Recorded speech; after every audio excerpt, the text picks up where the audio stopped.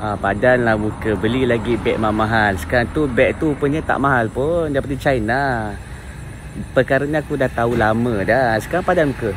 Korang kena fikir, kalau beg pun yang harga dia murah, dibuat dekat China kan, yang itu pun kita kena tipu.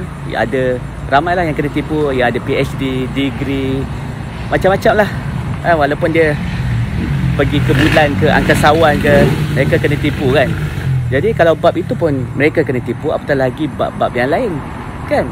Sebab tu Nabi bagi tahu pada kita, dunia ni adalah tipu-tipu. Dan Allah Subhanahu Taala bagi tahu dunia ni, kalaulah ada nilai hanya sebelah kepak nyamuk, maka Allah Subhanahu Taala tak akan bagi orang-orang kafir makan. Hari ni kita kena tipu. Banyak benda sebenarnya kita kena tipu. Korang bayangkan, korang beli beg mahal, dekat akhirat nanti Allah akan tanya. Benda yang Allah akan tanya, mana kau dapatkan rezeki tu? Adakah halal? Adakah ianya halal thayyibah ataupun tidak? Jawablah. Lepas tu Allah nak tanya juga, kat mana kita agihkan duit tu? Macam mana jawapan kita? Bayangkan kan, kita beli beg mahal. Sebab apa? Sebab hawa nafsu. Ara'aita man ittakhaza ilahahu hawa. Wahai Muhammad, tidakkah kau melihat mereka-mereka yang mengambil hawa nafsu mereka sebagai Tuhan yang disembah? Aku bimbang, kita beli beg tu ikut hawa nafsu, bukan keperluan kita.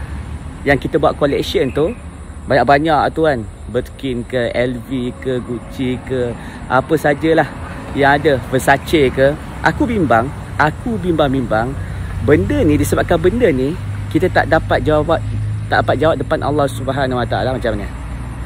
Kat mana tempat kita? Syurga, neraka?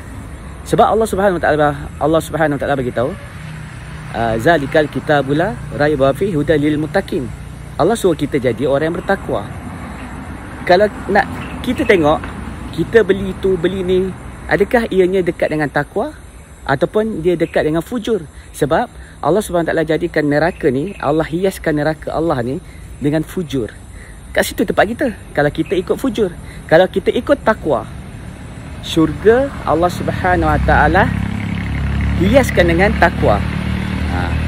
Kat ni tempat kita. Na'udzubillah min zalik. Pasal beg kena tipu.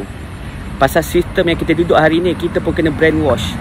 Kita jadi macam kita duduk atas muka bumi ni, kita jadikan syurga. Sedangkan Nabi SAW suruh kita, ad-dunya sijnul mu'min wa jannatul kafir. Nampak tak? Kita hari ni, Allah SWT jadikan kita hari ni, nak kita ni menyerah diri pada Allah, jadi hamba Allah. Lepas tu kita ada keakuan diri. Kita rasa ini aku punya, itu aku punya. Sedangkan milik yang sebenar adalah Allah. Allah nak kita ni jadi hamba Allah yang menyerah diri, yang tak ada keakuan diri. Kalau ada keakuan diri, itu yang akan jadi seperti Azazil yang ditukar menjadi iblis. Sebab apa? Sebab dia keakuan diri. Sama tak macam kita? Samalah. Azazil dia bukan bermaksiat. Azazil bukan tengok perempuan separuh bogel. Azazil bukan buat riba. Azazil bukan menipu. Azazil bukan buat perkara-perkara yang Allah Subhanahu Wa Taala letak pada manusia, perkara-perkara yang Allah larang, buat perkara sia-sia. Tapi Azazil dia menolak. Dia menolak sebab apa? Sebab dia ada keakuan diri. Hawa nafsu dia, fujur dia, mengajak kepada perkara-perkara yang tidak Allah Subhanahu Wa Taala sukai. InsyaAllah Jadi janganlah kena tipu. Sampai bila nak kena tipu? Asyik kena tipu je. Walaupun ada PhD, walaupun ada degree, walaupun ada macam-macam lah, apa gelaran yang korang ada, Datuk ke Tan Sri, tetap kena tipu. Kesian Rosmah. Allahu Akbar.